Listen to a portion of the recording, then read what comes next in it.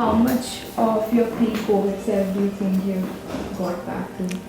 That's such a depressing question. I'm like less than 50% there, man. I remember, when did you get COVID? October 2020 and April 21. So that's like almost 10 months ago. Yeah. The last one was 10 months ago. And my brother says कि third wave है, उसको भी try करो. My God, this seems like another lifetime almost. So I used to be a very active person. Like I would play squash with my husband, swim, go for runs, do some weights in the gym, almost on an everyday basis. I have run almost each Delhi half marathon ever since I started running the half marathon. So yes, my cardiovascular health was, I was on top of the game in a way for a non-professional athletic person. Then comes COVID and it just changes my life once and for all. The interesting thing is that I never tested positive in any RT-PCR tests. It was quite surprising for me that I was exhausted all the time. I was getting like bad bouts of migraine, which had never happened before. But I was carrying on as if nothing had happened and just thinking that, because I'm so stressed and because I'm just so overworked, that's why perhaps I'm getting these blackouts, getting exhausted and, getting these migraine bouts. So I was like, all right, now I've already gotten over, so let's carry on as usual. But that's when I got the shock of my life that I could not carry on as usual.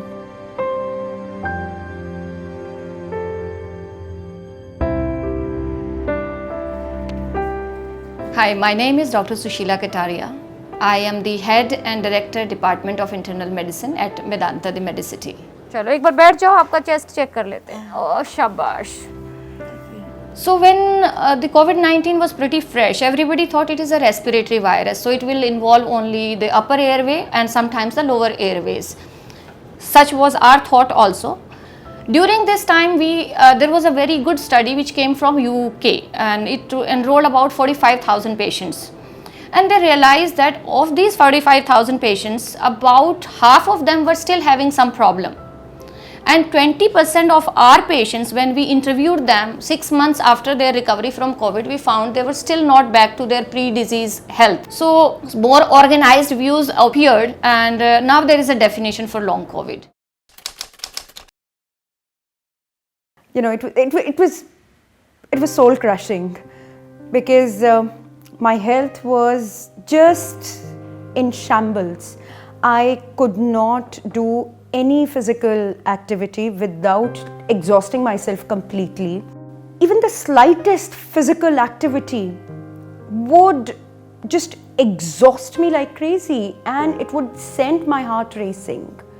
It was not good at all. Palpitation is a very, very common post-COVID symptoms, and people who are very observant, they see that their baseline pulse rate has shifted 10 or 15 points above. So it is not there in their mind, it actually happens.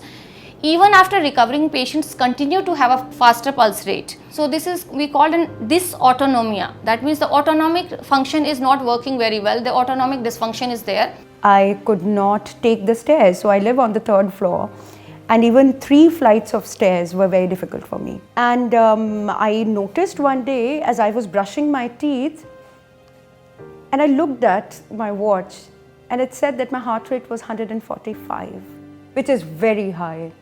So that's when I got a little worried and consulted doctors, and they told me that they had heard of similar complaints after people had got infected with COVID.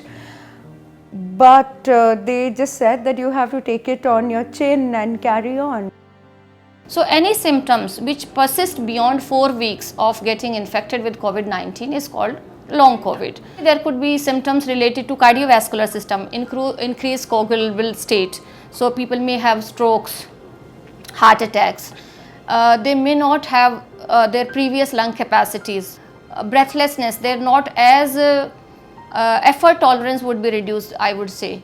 But the commonest is neurological symptoms. Fatigue is a very common, headache is very common, forgetfulness, and there is a confusion, a brain fog. People report that they're not as sharp as they were earlier. So I just realized that I was blanking out. I could not remember things, and I would just pick up my phone to do something, like to call you, for example, and I would keep staring at the screen. What was I supposed to do? Why did I pick up the phone? Who was I going to text? Who was I going to call? And then it used to come back to me eventually. But for those, 5-6 seconds, it's quite unsettling that you cannot remember why you picked up the phone. Then your professional life also gets affected, right? But I became like super organized, almost bordering OCD, that I have to note everything down, which I never did before. Somebody who had very severe, they will have more lung related issues because their lungs are damaged. So pulmonary involvement was more common with severe ones. But younger patients were totally asymptomatic. I found them having more of like smell issues and more of memory issues, sleep issues. Hair fall was irrespective whether they had mild or severe.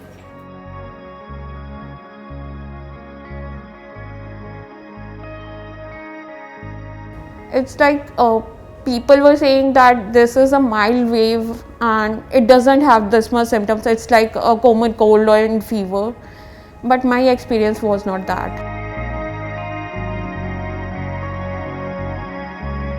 For me, it prolonged for almost 1 month and I still have symptoms going on.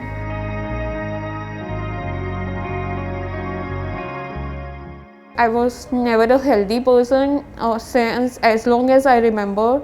I'm 29-year-old, and for me chronic pain and chronic illnesses started when I was 4 or 5 years. When the third wave started on the 3rd January, I got sick, and then my whole family was sick. They were better by the 3rd or 4th day, but for me it prolonged for almost 1 month and I still have symptoms going on. So it was very hard at that time, and my fatigue is too overwhelming these days after getting COVID, and also my pain increased after that. After getting COVID, it's like I react to almost everything, most of the food products and medicines. Now whenever I stand up for a long time or if there are temperature dysregulations going on, I pass out.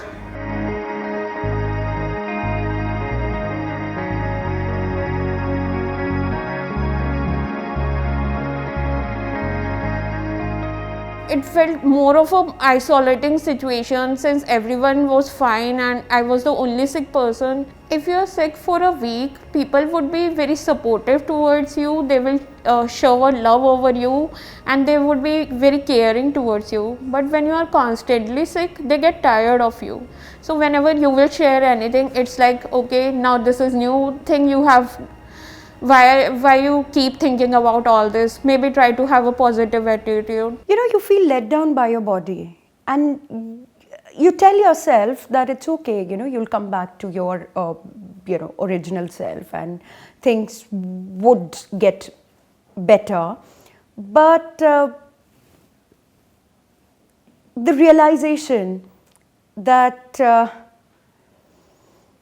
your body is letting you down is pretty hard, and you don't want to be very harsh on yourself, but when you are a fit person and you see your formidable self crumbling, you can't forget what you were and what you are, and there is this constant comparison between the pre and the post self, and it did not do any good to my emotional health. I work as a primary teacher in Delhi government schools. All of the teachers, we all have been posted through several COVID duties. That was a daunting time, but since now from several months we are going daily, it feels very scary to work among kids and at that place when the risk of infection is so high. Since all the treatments are quite costly, I can't afford losing my job.